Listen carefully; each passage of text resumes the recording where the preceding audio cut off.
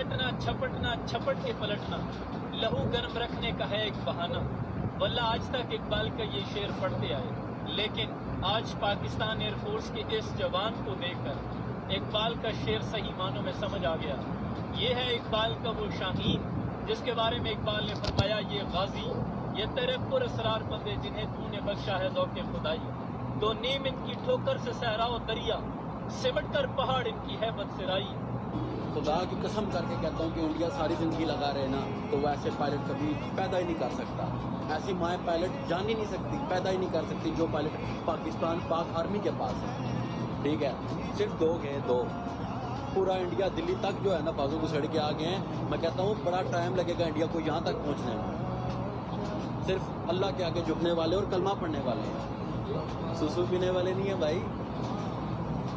الحمدللہ الحمدللہ خدا کی